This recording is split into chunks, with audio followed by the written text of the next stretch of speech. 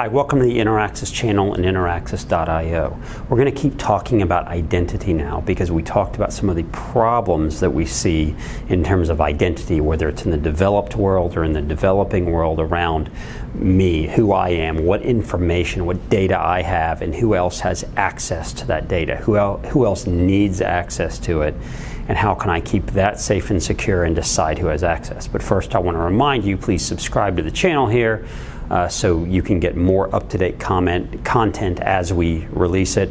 Follow us on Twitter at Interaxis8. Okay, so moving on with identity. Today we're going to talk about identity in the kind of in the financial realm. Now, which is what we talk about quite a bit, is obviously the finances. So now we're going to talk about cryptography, blockchain solutions, DeFi type solutions, and identity. Some of the issues, some of the things we see within my identity, my financial identity, might revolve around things like credit's a big one. So we see credit as a potentially big problem to solve, or a potentially big issue, because if if I want to go get credit, meaning if I want to take out a loan somewhere, right, I'm going to have my credit scores over here. I'm going to have my income, and that might be something I give, or it might be based on my tax returns. There might be so much information about it. There might be my employment history, so many things that go into my ability to get credit, and whether or not some company is going to issue credit to me, whether or not they're going to give me a loan based on some of this information. Now, so much of this information is kept in different places, right? You have credit scores that go through the three main credit agencies, Experian, TransUnion, Equifax. So you have that. You again have my tax returns, my income, my employment history, all of that. Now, it would be great if I could store all that somehow cryptographically, right? If I could store it on chain. So if all this information went on chain here. So we have this blockchain. And then if I go apply for a loan, it could be a decentralized finance loan like we talked about. It could be a fully centralized from my bank or some sort of institution or company like that. But the great part would be if I could just say, here's who I am, and somehow use my wallet that might have some sort of token in it, or give some sort of token that says, okay, to whoever this lender is, you can take a look at this information, and I get to pick what info, and it might be you get a credit score and you get tax return or something, and I've signed in, whether it's using facial recognition or my thumbprint or a hard wallet or with a private key or a seed phrase or whatever I've done. And some of this information, much of this information is stored. We've even theorized that you could even have things like my Twitter handle in there, my social media handle, something like that, something that has some sort of value to me, and you as the lender get to decide what is valuable to you. So as a lender, you might go, all right, I'm only making $1,000 loans to people, and for that, I don't need to know their credit score. I don't really need to know their tax return or their employment history or income or anything. All I need to know is their Twitter handle. Or we've theorized that you could give loans to people who are performing gig work, right? So they're working on Upwork or Fiverr or something like that, and you just have to have access to that profile for them. Because if they don't pay you, you can kind of publicly shame them. You can go, this person didn't really pay me. So from the lender's perspective, you decide what your needs are, what your requirements are. And so when I apply for this loan, you're telling me, okay, we need to know your Twitter handle and last month's income or something like that. And I can sign on, give my private key, and say, all right, I release these two pieces of information to you, the lender. Now, the lender might just be an algorithm, right? The lender might just be an algorithm that just says, if you meet these criteria, we will lend you.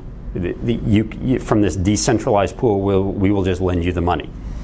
Okay, and so this is a way to have under collateralized loans, because I have this on-chain credit ability. Now, there are companies already building on-chain credit abilities, right? There are companies like Aave that have already built the ability to utilize for someone else to utilize my credit, so I can basically lend them my credit. I can back them. This can be part of that as well, where it can all be, so much of it can be done on chain to the point that all this lender, which again can be an algorithm, all they have to know is my wallet address. They don't even have to know who I am.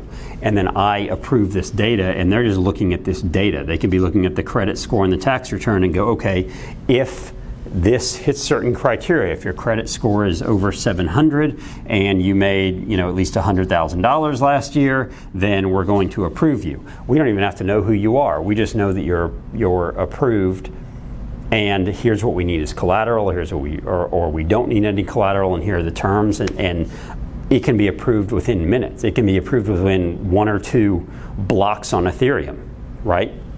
So this can all happen very fast by virtue of the fact that so much of my data can be stored on chain, but securely in a way where I have to sign a transaction. I have to prove who I am, and that proof can, again, facial recognition. It could be a thumbprint. It could be the fact that I have my private key, but any of that is so much easier than filling out a long application and having them go check my credit score through my FICO score, and having them go pull a credit report, or having to send my tax returns, or having to send in proof of income or anything like that.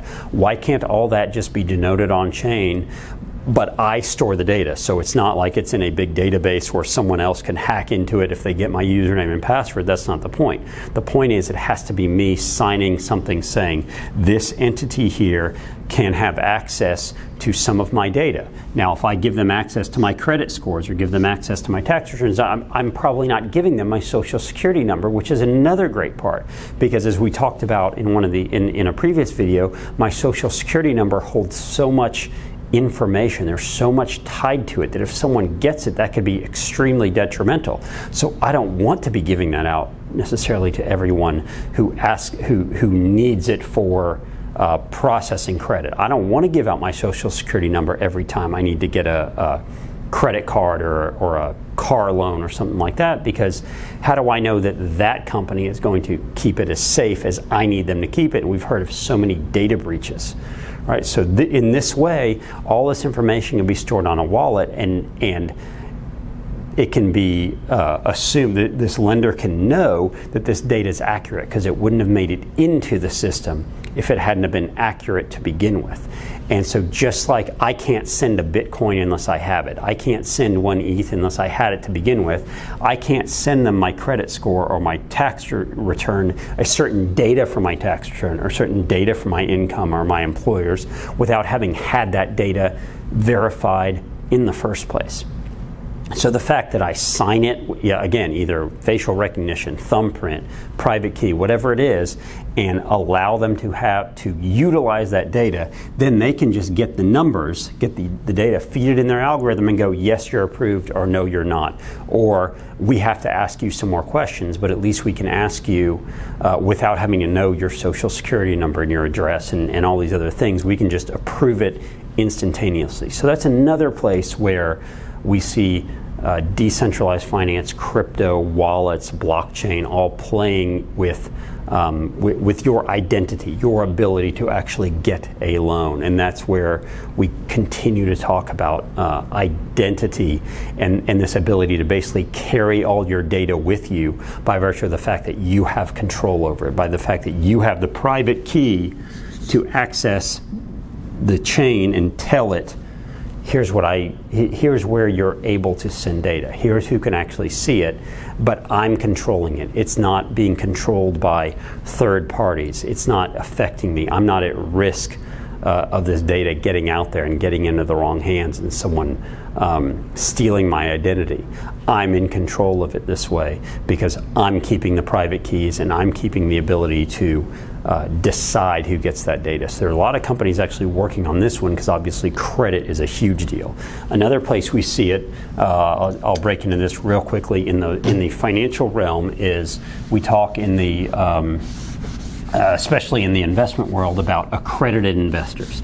And the definition of accredited investors has changed recently, but in the past, accredited investors have been based on income or net worth. So you have an income and you have a certain net worth. And being an accredited investor means you can invest in certain private investments or non-liquid investments that might be better. Things like hedge funds, private equities, real estate trusts, some cryptocurrency funds that you can only invest in if you're accredited, basically meaning you have enough money that you could lose it and the government's not going to come after the financial advisor or anything, but you have to prove that you're accredited. And a lot of times you prove that you're accredited by basically checking a box and saying, yeah, I'm accredited, and there's no real, there's no way to really prove it.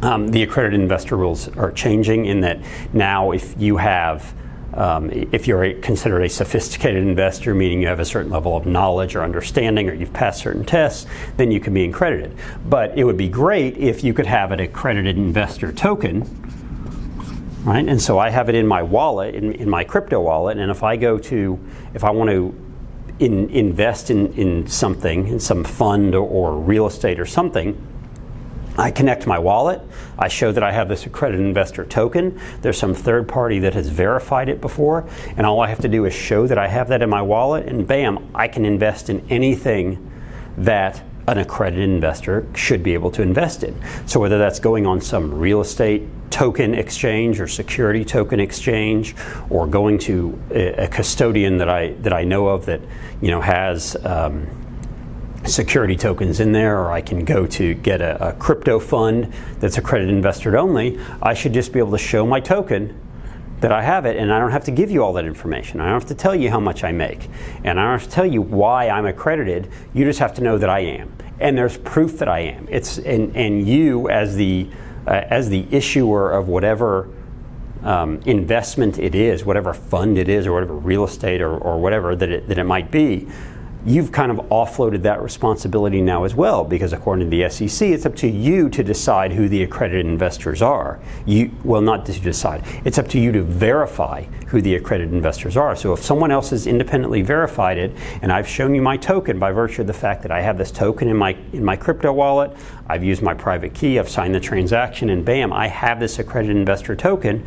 Now I can invest in anything that an accredited investor can invest in. So that's a little bit about how blockchain crypto wallets can help in the financial world in relation to identity. Again, that's part of who I am. I'm an accredited investor, or I want to get a loan, and here's my income and my tax and my social security, but I get to control the data because the data should be about me. And I should get to control who sees it and when and how, and I should be able to control the security of it a little bit more. So that's again a little bit about how identity, my identity, can be controlled and helped and aided, and the control over my data can be helped through blockchain crypto technologies. Hope this made sense for you. Hope you enjoyed it. Don't forget to subscribe. Leave us some comments below. Find us on Twitter at Interaxis8, and we'll see you in the next video.